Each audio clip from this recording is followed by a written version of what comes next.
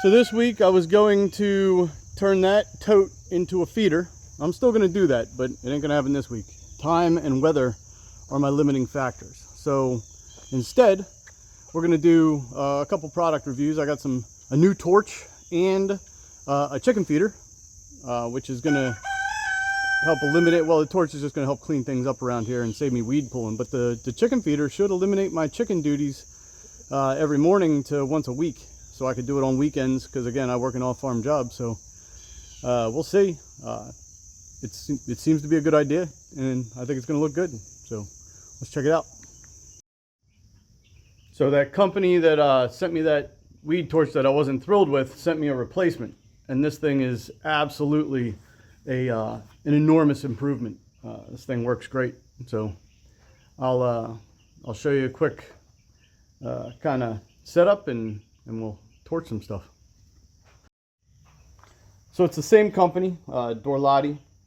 The only difference is this hose threads in to the tank rather than over it there. It's got, it goes into the female portion of the tank here. So inside, I don't know if that's what made the difference because the torch generally seems the same. The rod on this one's a little shorter, but other than that, same kind of throttle control there, same ignition switch, and then same, I guess that's that's your starter, right? So you push that button, you get your flame, and then that's how you make it torch. So, but except for the connection to the tank, I don't see a difference between the two torches, but this one works great.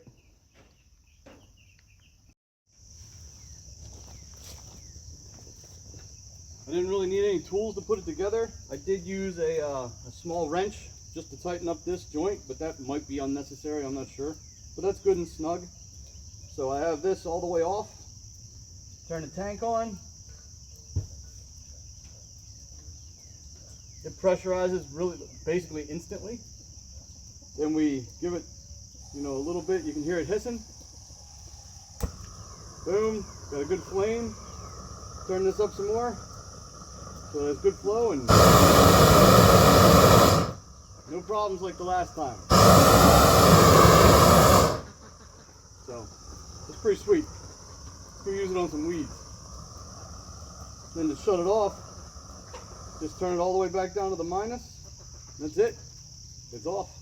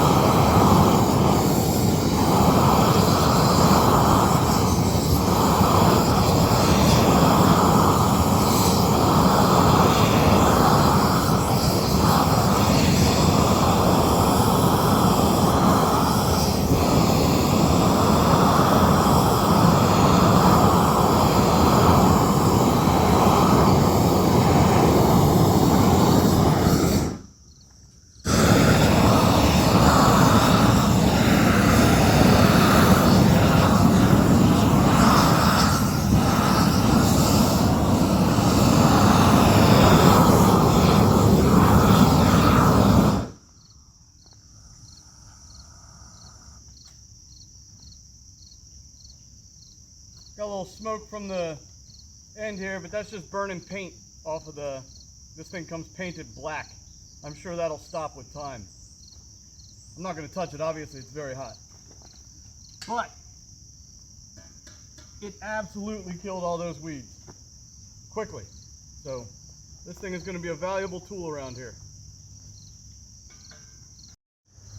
So that's it. This torch is way better. So if you're going to get one, I would I'd buy the one that with the hose that threads in to the nozzle on your tank rather than over it, and you'll have good results. That one's great. I'm going to use it all over the place, especially on my fire pit, in and amongst the bricks, and in my driveway on weeds that keep popping up where I don't want them, and even if I pull them, they come back.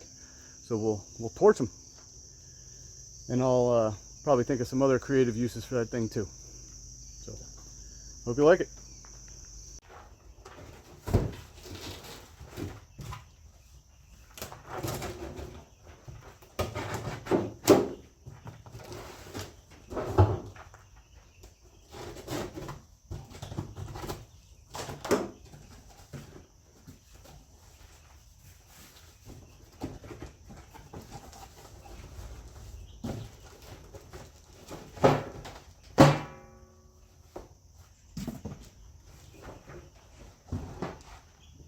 It looks like assembly is going to be very minimal. They come basically put together. That's it. Let's see what's on the inside here. Oh, that's nice. Spring-loaded clip. The lid is hinged here, so you don't got to set it down in the mud.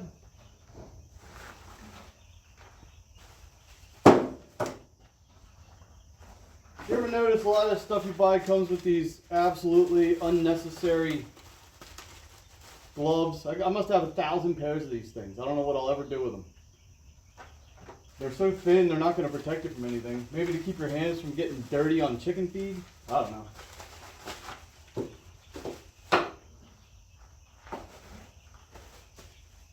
Cups for the feeders. More. Looks like we got a lot of those. I think they send you quite a few extra. And that's it. You got 1, 2, 3, 4. You got 8 holes, it looks like.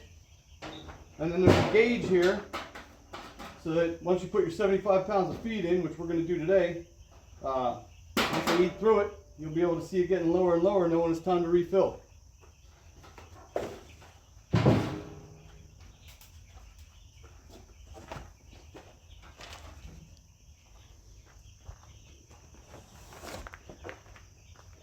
So here's a better picture of the gauge. You can see on the inside, so you'll be able to see the feed level. There's your holes for the birds to stick their heads in. We'll put these cups in there. The latch, spring loaded, so that'll lock down nicely, and a hinged lid so it's not falling down in the mud. And this whole thing will be up on legs, which we're going to do right now. Alright, so here's what comes in the box. You got your 3 legs. They'll mount to the bottom like that. Screws for mounting them. I had said before I thought maybe there were extra of these cups. That's not true. There's exactly the right amount. There's 8 of them. They're just bulky. You got a big portion on the inside, so that's the inside portion. That's the outside portion, and then you got a cap if you want to keep mice out at night. I'm never going to bother with those. This will be open all the time. I don't have a big mouse problem. I got a lot of cats. So that's it. Should be pretty simple to put together. Let's get to it. It came with a little screwdriver to put it together, but I'm not going to use that. I brought my screw gun way faster.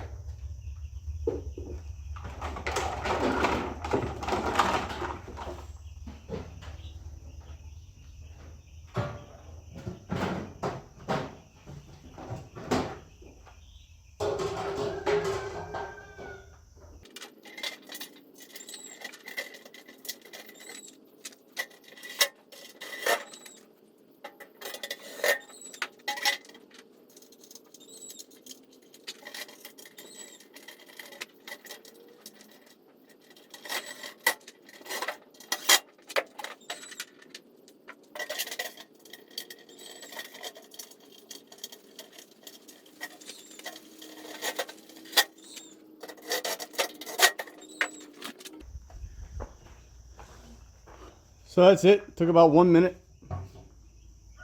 You can see how they screw in there. Screw gun head is a little wide, so when you're trying to get in here, it might be better to have a longer bit to come straight down, or use that little screwdriver so you don't strip them out too bad. But I got them in there. They give you 1 extra screw. I'll throw it in a drawer. It'll probably be forgotten. Now let's mount those cups.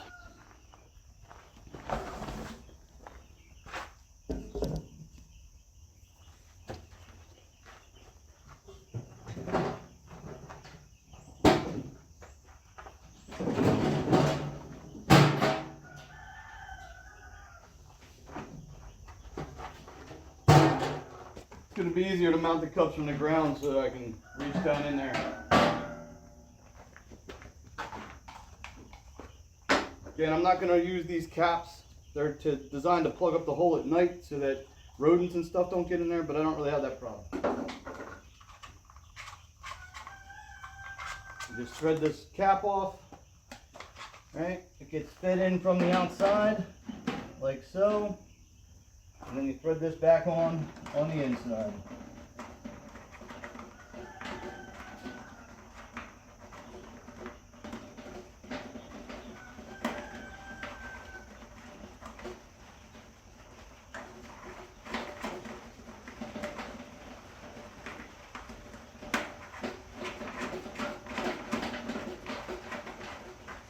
Kept getting it cross-threaded there at the beginning, but once you get it started, it goes easy.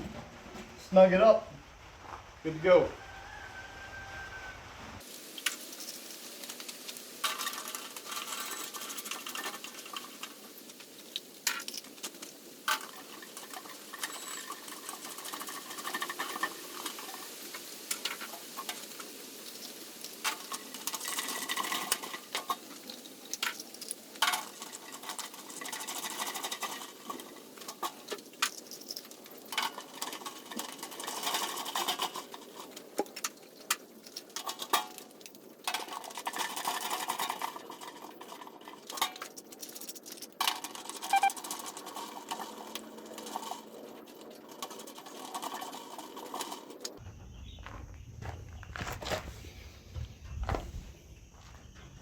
So that's what it looks like from the outside.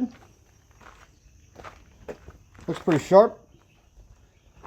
That's the inside, so the feed will go down to the bottom there, and then the chickens will stick their heads in there and peck it up right off the bottom. And it'll lower, and then we'll be able to gauge when it's time to refill it through this little window. Let's get it out there. Now, my main fear is that Kronk's going to knock it over. You may not have a pig in with your chickens, so it probably won't be a problem for you. But let's get it filled up. So I'm pretty unique here in where I have to try and keep a pig away from the feeder. That blue fence on the inside is not electrified. Normally I electrify it, but he has trashed it all the way around this perimeter, so I just let it go. I'm gonna have to definitely re-electrify it, or Kronk will knock that thing over and break it. But for now, let's see the chickens use it.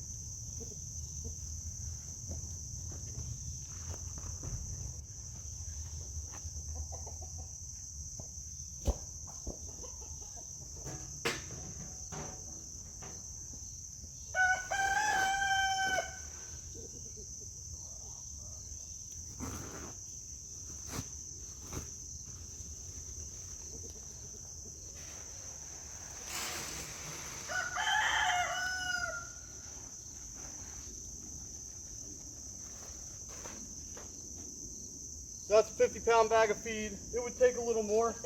I'm down probably about 8 inches from the top right now, but we're just going to do 50 pounds for right now and see how they do.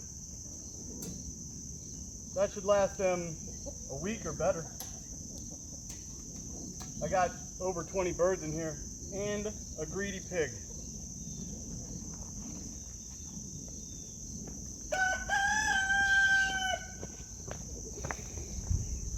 See? He's already coming to investigate. This ain't for you, Kronk. They're just eating what I spilt, but I want to see them figure out. There we go. See? Doesn't take them long. They already got their heads in there. Chickens are pretty smart. Huh? Isn't that right? So that's it. I think this feeder's going to work as long as I can keep my pig away from it. Most people won't have that problem. And it looks nice. And now my chores have been reduced to once a week instead of daily, at least for the chickens. So overall, I think it's a win.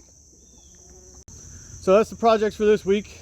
2 quick assembly, product review, infrastructure projects. The chicken feeder I think is going to be great. Again, I just need to keep the pig away. Let's see here. Look, already getting curious.